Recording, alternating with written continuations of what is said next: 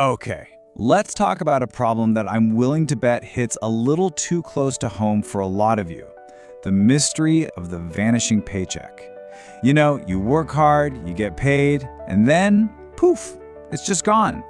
Today, we're going to figure out exactly where your money is going and, more importantly, how to stop it. Seriously, just be honest with yourself for a second. Have you ever been lying in bed at night, maybe scrolling on your phone?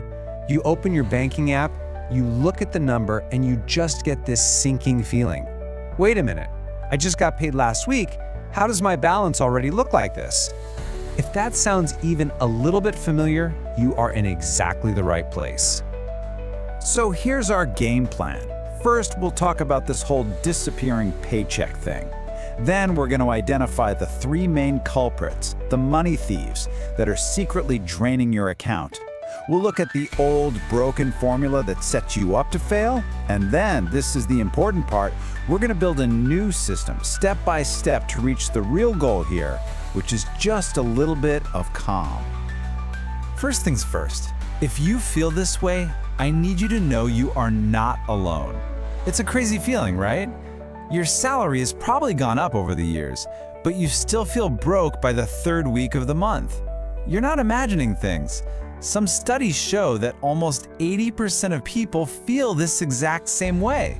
So yeah, it's a common problem, but that doesn't mean we have to just accept it. Okay, so let's play detective for a minute. Your money isn't just disappearing into thin air, it's being taken. We're about to expose three silent money thieves that are systematically siphoning money from your bank account, probably without you even noticing. Get ready to feel a little called out. All right, our first and honestly most sneaky culprit is something called lifestyle creep.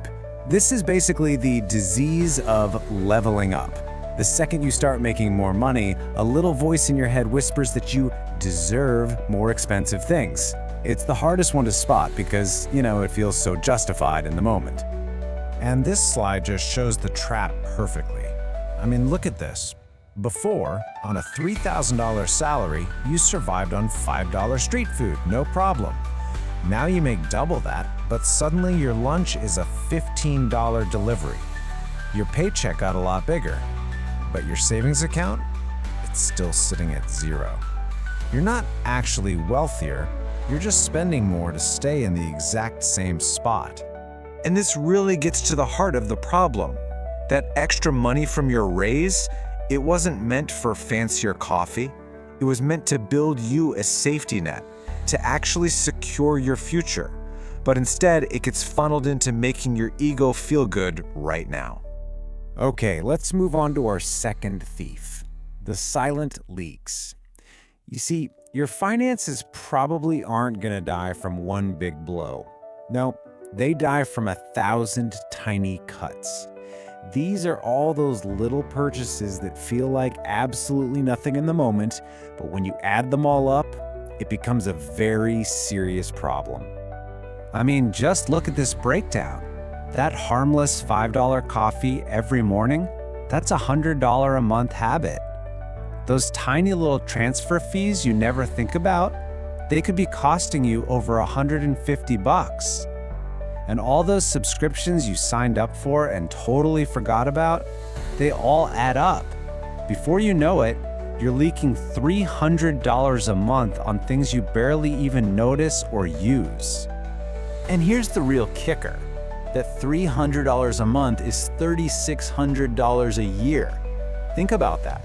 That's a serious emergency fund. That's a real investment.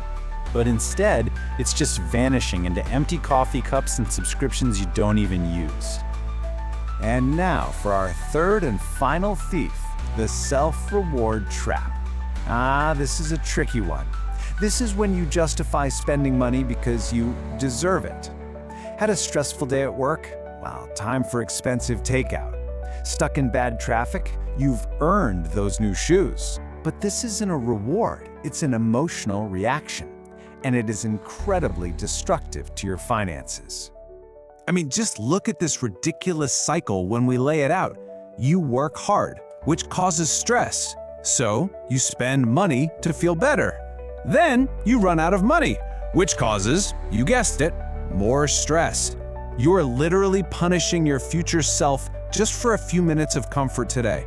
It is a financial hamster wheel, and you need to get off. Okay, so we've identified the thieves. We know who they are. But why are they so good at their job? Well, it's because most of us are using a financial formula that is fundamentally completely broken. It literally sets us up to fail from day one. And here it is. The wrong formula on the left is what almost everybody does. You get your paycheck, you pay your bills, you spend on whatever you want, and then you just hope to save whatever is left over at the end of the month. But what's the problem? There is never anything left over. The right formula flips this whole thing on its head. You get paid, you save first, and then you learn to live on what's left. It's such a simple change, but believe me, it is everything. So let's build a system that's actually gonna fix this. It's called the Pay Yourself First system. And this is not about willpower or discipline, because we all know that stuff fades. This is about building an automated, anti-stupid system that forces you to build wealth without even thinking about it. All right, here is your step-by-step tutorial. Step 1, payday. Your paycheck hits your account on the 25th. Simple enough. Step 2, the very next day, on the 26th, you have an automatic transfer set up to move 20% of that income out. Step 3, and this is absolutely crucial, you have to hide it from yourself. Send that money to a completely separate savings account, one with no debit card, no easy online access. You want to create friction so you can't just dip into it. And finally, step 4, you live your life. You learn to make do with the 80% that's left, and you forget that other money even exists. The mindset you have to adopt is this: your savings are not optional. It's not leftover money for a rainy day. No, you have to treat it like a tax. It's the first bill you pay, it is totally non-negotiable, and it goes to the most important person in your life, your future self. So why are we doing all of this? Why go through the trouble? It's not about getting super rich or buying a fancy car. The real goal, the real prize, is something way more valuable than that.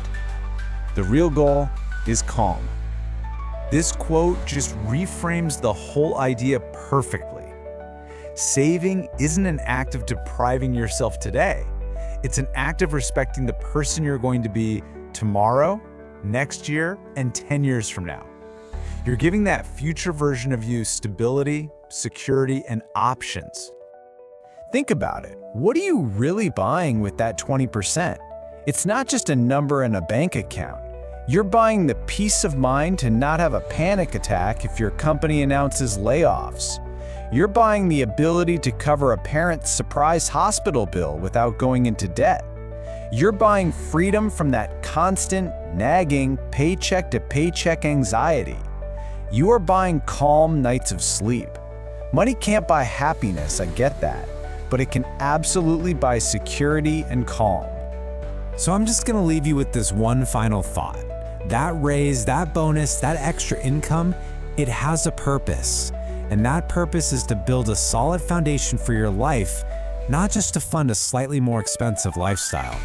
It's time to stop feeding your ego with temporary comforts, because your ego won't be there to feed you when times get tough, but your savings, they will be.